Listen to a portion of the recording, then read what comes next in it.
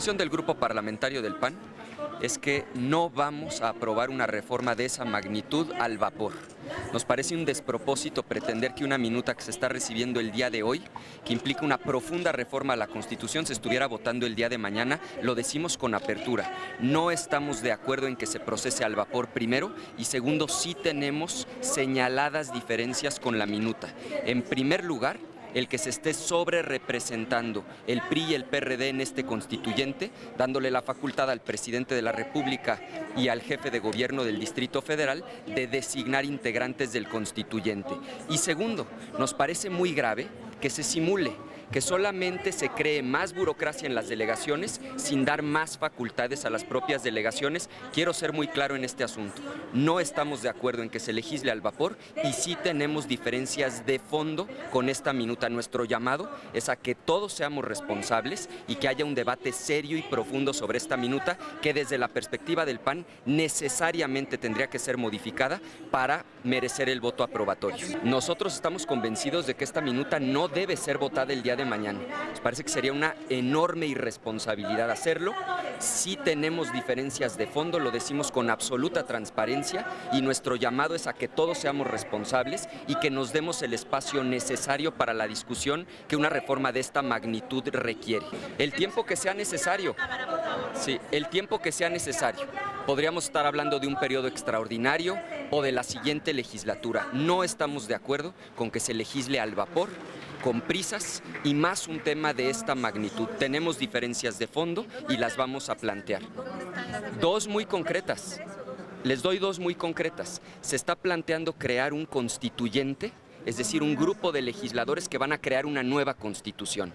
Pero en lugar de permitir que este constituyente al 100% sea electo por el pueblo, se está pretendiendo que sea una parte designado de manera unilateral por el jefe de gobierno del Distrito Federal y por el presidente de la República. Eso de entrada nos parece inadmisible porque sobrerepresenta a dos fuerzas políticas. Y segundo, nos parece inadmisible que se cree más burocracia, más personas que van a cobrar sueldos, esta especie de ayuntamiento que se estaría creando en las delegaciones sin darles más facultades a las propias delegaciones. Quieren que parezcan municipios sin que tengan las facultades que tiene un municipio, que le cueste más a la gente, más burocracia, más sueldos, sin que haya más eficiencia. Esas son dos diferencias concretas de fondo. Y la diferencia de forma es que nos parece que una reforma de esa magnitud requeriría un procesamiento muchísimo más cuidado y pausado. Nos parecería un despropósito que hoy recibamos la minuta y que mañana se pretenda el que sea votada. ¿Ya dialogó con el PRI y el PRD aquí? Hemos manifestado la postura de Acción Nacional con toda claridad, la conocen las demás fuerzas políticas y vamos a esperar a que ellos fijen su posición. Nuestro llamado es a que digamos no a legislar al vapor, que seamos responsables y que el asunto se atienda con la gravedad que merece. No solo tenemos diferencias de forma, sino también de fondo. ¿Le alcanzaría al PAN para frenar esta reforma? Hay que recordar que las grandes reformas constitucionales que hemos aprobado en esta legislatura han merecido amplios consensos. Nos parecería gravísimo que se intente forzar una mayoría sin una fuerza política que hoy es la segunda fuerza política del país. Nuestro llamado es a que seamos responsables y estamos convencidos no debe votarse el día de mañana una reforma de esta magnitud. Exacto, ¿le alcanzan los votos a ustedes? ¿No la podría frenar? Hay que recordar que requiere las 2/3 partes. Necesitarían ustedes entrevistar a los demás legisladores para identificarlo. Recuerden que en el caso del Senado hubo muchos legisladores, no solamente de Acción Nacional, que votaron en contra.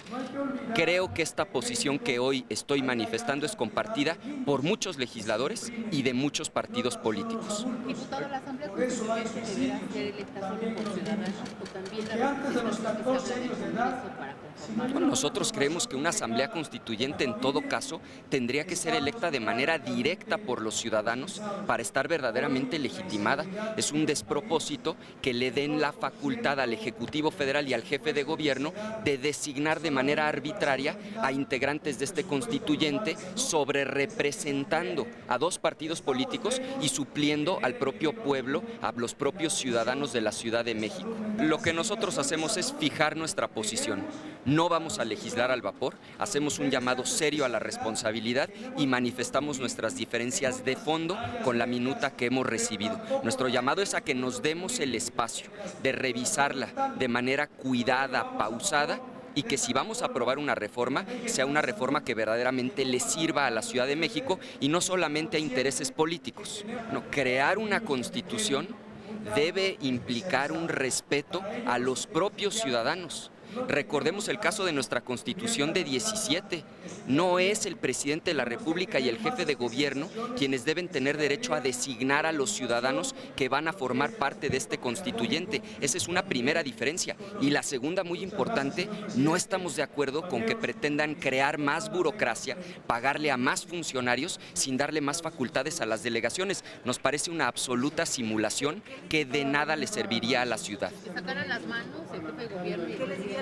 Lo que les diría es que sean respetuosos de los ciudadanos y de un derecho que debe corresponder a los ciudadanos, no al Ejecutivo Federal y al jefe de gobierno del Distrito Federal.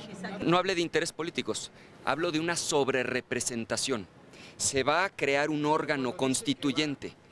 Lo digo con toda claridad, el que una parte del constituyente corresponda a designarlo al Ejecutivo Federal y al jefe de gobierno del Distrito Federal, pues lo que implica es una sobrerepresentación de dos fuerzas políticas en un órgano que va a crear una nueva constitución. Nos oponemos a ese mecanismo. Nosotros como grupo parlamentario no hemos tenido aún acceso a la minuta, se nos dijo extraoficialmente que se acababa de recibir, no nos consta formalmente.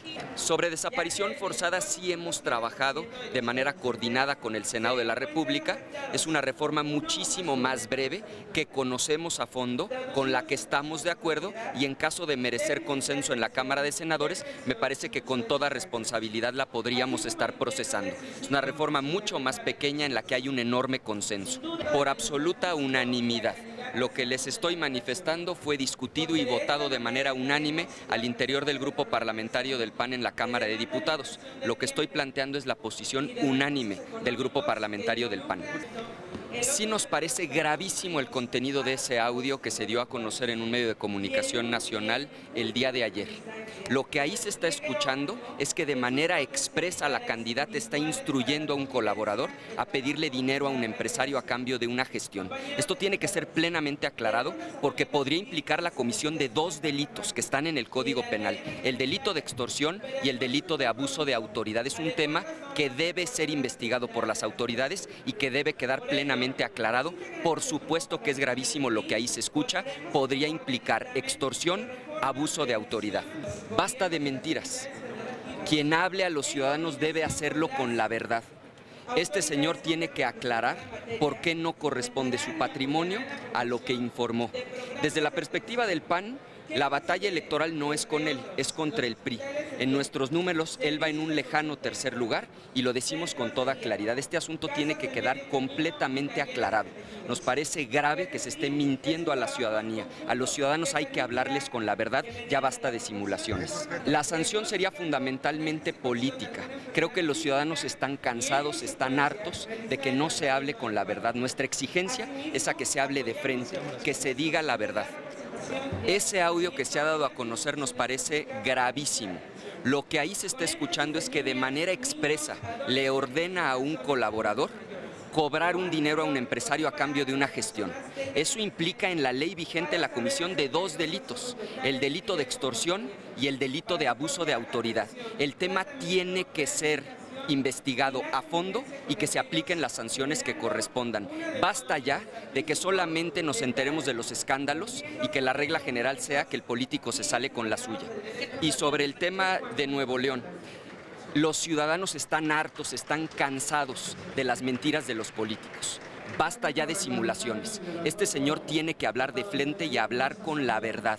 Tiene que corresponder la realidad con lo que se le dice a los ciudadanos. Nosotros exigimos que este asunto quede plenamente aclarado ante toda la opinión pública de Nuevo León. Son dos casos distintos. Uno de ellos lo que ameritaría sería una sanción política por mentirle a la gente, por mentirle al pueblo. Y el otro caso podría implicar la comisión de 2 delitos. Lo que exigimos es que la autoridad se emplee a fondo, de manera objetiva, imparcial, sin distingo partidista, que se estudie el asunto y si se cometieron delitos, que se apliquen las sanciones que corresponden. Lo que sucede en ese caso es que entiendo es una declaración patrimonial que él hace de manera pública, pero no ante una autoridad. Hay que recordar que en este caso, por ser reforma constitucional, requiere del voto de las 2/3 partes, es decir, los 114 diputados del PAN más aproximadamente 53 diputados adicionales. El PAN completo estaría en contra de que esta reforma se apruebe en esos términos y en contra de que se apruebe al vapor de manera irresponsable, sin una discusión profunda. Nosotros esperamos que haya muchos otros legisladores de otros grupos parlamentarios que compartan este sentido de responsabilidad.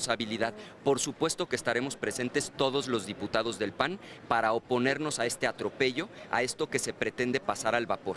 La información que tenemos es que de hecho hay gente en todos los grupos parlamentarios que se opone a que esta reforma se apruebe de manera irresponsable. Nuestros diputados están platicando con diputados de otros grupos parlamentarios. Diría 2 cosas.